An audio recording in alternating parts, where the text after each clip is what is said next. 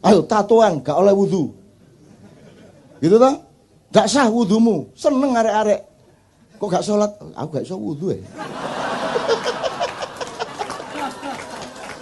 Disangganya terus sedih, seneng. Wong gara-gara tatoan gak bisa wudu. Akhirnya dia gak pernah sholat kan. Sing salah sing bid'ahno atau sing haram gak sholat akhirnya. Jadi kalau Anda ingin tidak sholat, mulai besok tatoan. Padahal wudhu itu kan bukan urusan kebersihan jasad, tapi kebersihan hidupmu, rohanimu, perilakumu, akhlakmu. Makanya secara simbolik meripatmu dibasuh, karena kamu harus waspada, kamu sering melihat hal-hal yang tidak baik. Begitu juga telingamu, mulutmu, hidungmu, dan seterusnya, kakimu, tanganmu dibasuh karena dia sering melakukan, dibersihkan dari perilaku-perilaku biasa. Kalau yang kentut pantatmu tidak diusap. Masa ana wudu ngene rek. Ngene wudu. Enggak ada. Bal yang kentut siapa? Jadi yang kotor mana? Pantatnya tuh. Nah, jadi ternyata wudu itu bukan urusan kotornya badan. Wong buktinya yang dicuci mukanya. Kalau Anda tidak paham soal ini, lama-lama badanmu bertengkar sendiri. Badanmu, wajahmu begitu diwudu, aku gak melok ngentut.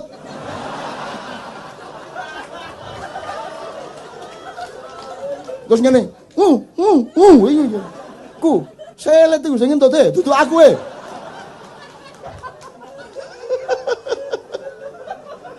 Logis ya? Jelas ya? Agama menggembirakan ya? Paling tidak menjadi rahmatan lil alamin pada dirimu, pada keluargamu, wis alhamdulillah. Kalau itu sudah kamu alami setahun 2 tahun, kamu adalah rahmatan lil alamin bagi tetanggamu, bagi semua yang ketemu dengan kamu. Apa hukum membuat gambar di badan tato? Apakah ini haram? Jelas ini haram. Ya, Rasulullah SAW mengatakan, la'anallahu al-washimah wal mustawshimah. Dilaknat oleh Rasulullah SAW wanita yang bertato dan wanita yang menatokannya. Ya, karena biasanya dengan laik supaya apa? Alisnya nyentet.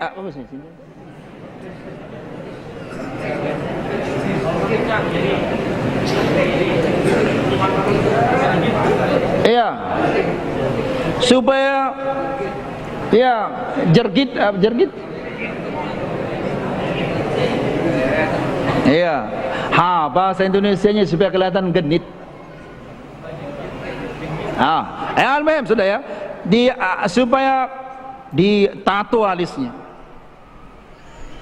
Ini haram. Rasulullah mengatakan la'anallahu atau la'ana Rasulullah sallallahu alaihi wasallam al-washimah wal mustawshimah. Dilaknat oleh Rasulullah sallallahu alaihi wasallam orang yang wanita yang bertato dan yang menatokannya. Dua-duanya dilaknat. Apa laknat itu? Al-la'an dalam bahasa Arab at-tard wal ib'ad 'an rahmatillah, diusir dan dijauhkan dari rahmat Allah. Orang yang bertato dan orang yang menatokannya. Lalu bagaimana kalau dia sudah bertato? Tobat kepada Allah. Apakah harus dihilangkan tatonya? Jangan dihilangkan. Karena menghilangkan tatonya ini lebih parah daripada membuat tato. Lebih sakit daripada membuat tato, menghilangkan tato. Dan menghilangkan tato ini merusak tubuh. Tubuhnya rusak, kulitnya rusak. Ya. Kalau mau menghilangkannya dengan cara yang mahal caranya. Ya. Sakit juga, tapi mungkin tidak terlalu membekas di tubuhnya. Jadi tato ini adalah haram. Wallahu ta'ala alam.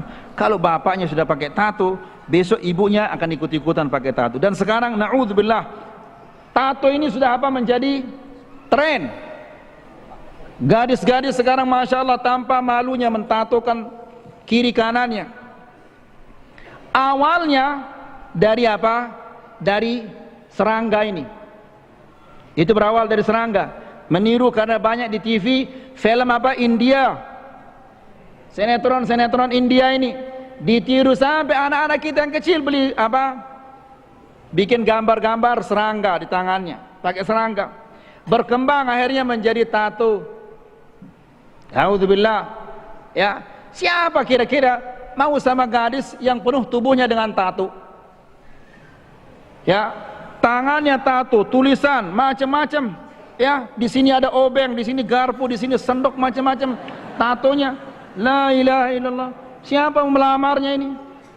Ya, mungkin kalau bisa disembunyikan pada malam pertama dilihat banyak tatonya, ini mungkin dicerai dia. Wanita apa ini? Ya, semua isi kebun binatang ada di tubuhnya. La ilaha. Kemudian tulisan-tulisannya kotor sekali. Ya, apakah dia tahu atau tidak tahu artinya dalam bahasa Inggris? La ilaha illallah. Pernah di pom bensin, saya temukan perempuan ada kata-kata sangat kotor di tatonya. Saya turun dari motor, saya tanya, tahu kamu arti ini? Tahu. Enggak malu kamu ini? Diam dia, langsung dia jalan. Dia tahu.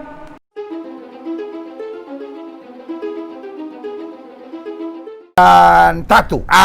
Ini menarik. Saudara yang kasih dalam Tuhan, kita kadang-kadang masih saja tanya boleh atau tidak boleh. Nah, untuk itu Alkitab punya jawaban yang lengkap untuk semua. Segala sesuatu diperbolehkan, tapi tidak segala sesuatu berguna. Segala sesuatu diperbolehkan, tapi tidak segala sesuatu membangun. Jadi, dalam hidup ini bukan tanya boleh atau tidak boleh. Karena Tuhan mau hidup kita berguna. Tuhan mau hidup kita membangun. Jadi, apa saja yang berguna buat kita, buat orang lain, buat kerajaan Allah, Tuhan akan memberkati kita. Dan apa saja yang membangun untuk kita, untuk kerajaan Allah, untuk orang lain, maka Tuhan akan memberkati kita. Tetapi segala sesuatu yang berguna, atau segala sesuatu yang tidak berguna, segala sesuatu yang tidak membangun, maka saudaraku yang kasih dalam Tuhan, itu pun Tuhan tidak inginkan dalam kehidupan kita. Karena Tuhan mau kita jadi berkat. Alkitab berkata, kamu adalah surat Kristus yang terbuka, yang dapat dibaca oleh semua orang. Jadi kalau saudara tanya sama saya, jadi sebetulnya, tindik sama tato, boleh nggak? Jawaban saya sederhana. Ada hal yang lebih dalam daripada sekedar pertanyaan boleh atau tidak boleh. Karena yang harus jelas kita tahu dulu, tindik dan tato nggak ada hubungan dengan surga dan neraka. Jadi bukan berarti kita sudah bertobat, tapi kemudian Petrus lihat di surga, oh ada tato keluar, nggak boleh. Ya, iya kan? Tetapi ada beberapa hal. Yang pertama, misalnya ada orang-orang yang bertanya begini, saya dulunya hidupnya liar, saya dulu hidupnya nggak benar, sehingga saya dulu pakai tato, tapi sekarang saya bertobat. Oke, tindik saya bisa saya lepas, ya apa itu namanya, anting di sini atau anting di sini atau anting di sini, anting di sini, whatever, ya kan? Itu bisa saya lepas, paling tandanya masih kelihatan. Nah, tapi bagaimana dengan tato saya? Kalau saya habisi pakai laser dan lain-lain, tandanya kurang bagus dalam diri saya. Nah, saudaraku yang kasih dalam Tuhan, untuk itu firman Tuhan berkata, tetaplah dalam keadaanmu seperti waktu kamu dipanggil Tuhan. Biarlah ini justru menjadi momentum untuk kesaksian saudara. Sehingga orang berkata, loh kamu kok pakai tato gitu, tapi kamu baca Alkitab, kamu hidupnya mengasihi, sebetulnya apa yang terjadi dengan diri kamu? Ya kan? Itu jadi awal kesaksian yang luar biasa. Kita tinggal bilang, iya tadinya dulu saya hidupnya ngaco, saya hidupnya liar, saya dulu hidupnya penuh dengan pemberontakan, tapi kemudian Yesus menjamah hidup saya. Justru menjadi kesaksian, saudara. Nah, pertanyaan kedua, bagaimana dengan orang-orang yang berkata bahwa, gimana saya sudah bertobat, tapi masih saya suka dengan tambah tindik, dengan tambah tato. Nah, buat saya ini hanya fashion. Buat saya ini hanya hobi. Nah, saudara yang kasih dalam Tuhan, sekali lagi, fashion dan hobi harusnya membawa berkat. Tetapi kita tahu, dengan tindik dan tato, ada banyak tempat yang mulai tertutup buat hidup kita. Bukankah kita anak Tuhan? Justru akan dipakai Tuhan untuk diberkati, diluaskan, bukan diperkecil. Nah, kebodohan kita, kenikmatan kita yang salah, kesukaan kita yang menutup pintu buat diri kita sendiri. Jadi saudara yang kasih dalam Tuhan, akhirnya sebetulnya di dalam Kristus kita merdeka, tapi karena kesukaan-kesukaan kita, sorry pakai istilah ini, yang aneh-aneh, yang milik orang duniawi, ya kan? Karena kita bilang segala sesuatu yang kau lakukan biarlah untuk memuliakan Tuhan. Nah, ini memuliakan Tuhan apanya, saudara-saudara? Iya kan? Mungkin saudara berkata, oh ada gambar Yesus. Saudara yang kasih dalam Tuhan, kenapa tidak di baju saja? Kenapa mesti di tangan? Iya kan? Jadi saudara yang kasih dalam Tuhan, tubuh kita papan tulis kah? Iya kan? Jadi saudara yang kasih dalam Tuhan, buat saya sederhana. Kalau orang yang masih bilang tato itu fashion, orang masih bilang bahwa tindik ini fashion, buat saya, dia belum sungguh-sungguh tubuh, jiwa, dan rohnya mengalami perjumpaan dengan Tuhan.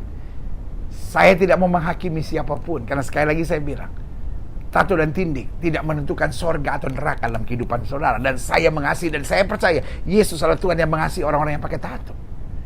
Tetapi orang-orang yang pakai tato, yang pertama, dia menutup kesaksiannya sendiri. Atau mungkin saudara berkata, tetapi pelayanan saya rasa diarahkan Tuhan dengan seperti ini. Nah, saudaraku yang kasih dalam Tuhan, itu hak pribadi saudara. Saya hanya memberi pandangan general buat setiap kita. Karena Tuhan ingin kita jadi berkat. Tuhan ingin kita jadi saksi. Tuhan ingin kita jadi alat yang memuliakan namanya.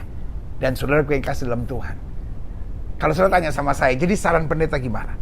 Saran saya sebagai rekan dalam Tuhan, kalau memang saudara masih suka dengan hal-hal yang sifatnya tato, dengan sifatnya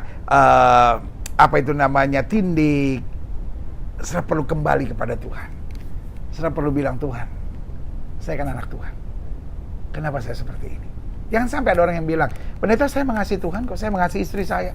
Saya cuman anggap tayangan-tayangan Blue Film sebagai sesuatu yang seru aja gitu. Melihat tubuh manusia, melihat bagaimana dia berhubungan. Saudara yang kasih dalam Tuhan, iblis paling ahli. Iblis paling ahli. Iya kan? Memutarbalikkan kebenaran, menyamar sebagai malaikat terang. Supaya kita akhirnya merasa, ini gak apa-apa kok. Karena setan ingin kesaksianmu rusak. Setan ingin hubunganmu dengan Tuhan terhambat. Setan ingin akhirnya hidupmu gak jadi berkat buat banyak orang. Tetapi kembali, program ini bukan program untuk menghakimi siapapun. Program ini adalah program untuk mengarahkan setiap orang pada kehendak Tuhan. Kalau saudara berkata, saya senang dengan tato, silakan. Itu urusan saudara kok. Iya kan? Tetapi kalau ada orang yang berkata, pendeta saya bingung, what should I do? Untuk setiap saudara-saudara yang bingung dan minta petunjuk, ini petunjuk dari saya. Dan saya yakin saudara tidak akan masuk neraka hanya gara-gara tidak pakai tato. Buat apa kita berdebat? Iya kan? Kayaknya waduh, tato tuh harus kalau tidak pakai tato nanti Tuhan gak senang. Saudara gue gak senang, jelas kok. Yang pasti tidak bertato dan tindik normal saja untuk perempuan, laki-laki tidak perlu. Itu pasti benar berkenan pada Tuhan. Itu pasti. Sudah pasti saudara-saudara. Nah, sementara yang bertato dan bertindik, ini sebuah pertanyaan, masih menjadi perdebatan. Nah, ngapain kita hidup untuk perdebatan? Bukankah Alkitab berkata berbagi orang membawa damai karena mereka akan disebut anak-anak Allah? Kalau kita bisa cara yang damai, kalau kita bisa cara yang berkenan kepada Tuhan, kalau kita bisa cara yang persis seturut dengan kehendak Tuhan, ngapain kita ikut-ikut yang masih menjadi polemik, saudara-saudara? Bukankah kita mau jadi berkat? Bukankah kita mau pintu terbuka buat kita? Ada orang yang berkata, terus kalau saya ingin menjangkau mereka yang bandit-bandit, lalu yang preman-preman, bagaimana ya pendeta? Loh, saudara yang kasih dalam Tuhan, saya tidak ada tato, saya tidak ada tindik, iya kan? Tapi Tuhan buka jalan saya untuk pergi ke Nusa Kambangan, berjumpa dengan pembunuh, narkoba dan lain-lain. Dan ketika saya peluk mereka, banyak mereka yang menangis. Tidak perlu saya pakai tato, baru saya bisa diterima. Dari awal-awal pelayanan saya ada di preman-preman di Cinere, tempat kumpulnya supir-supir Metro Mini dan kenek-kenek Metro Mini, dan banyak pemabuk-pemabuk biasa kumpul-kumpul di situ, banyak preman-preman biasa kumpul di situ, dan saya diterima. Karena saudara yang kasih dalam Tuhan, kita diterima, bukan soal tato, bukan soal tindik. Come on. Saya khawatir itu hanya hawa nafsu daging saudara. Sehingga saudara ingin di pekerjaan Tuhan saudara kelihatan keren, tapi di dunia juga wah keren ya pakai tato ya kan. Saudara yang kasih dalam Tuhan, gak ada keren-kerennya saudara. Karena satu saat engkau juga akan menyesal kok. Orang-orang yang bangga dengan tatonya, yang mempertahankan harus pakai tato, ada satu poin, dia sebetulnya menyesal. Dan karena menyesal itu, dia terus mempertahankan diri. Saudaraku yang kasih dalam Tuhan, saudara bertato atau saudara tidak bertato, Tuhan Yesus sayang saudara. Kalau kita bicara soal tato, maka pertanyaannya adalah, apakah ada hukum yang dilanggar oleh praktek membuat tato? Kalau ada, maka membuat tato jadi dosa. Kalau tidak ada, ya tidak bisa dianggap sebagai dosa. Ya. Kalau kita memeriksa Alkitab, saya rasa tidak ada satu ayat pun yang berkenaan dengan tato atau melarang orang bikin tato. Memang ada ayat-ayat yang seringkali dipakai seolah-olah bicara soal tato. Ulangan 14 ayat 1. Kamulah anak-anak Tuhan Allahmu, janganlah kamu menoreh-noreh dirimu atau menggundur rambut di atas dahimu karena kematian seseorang.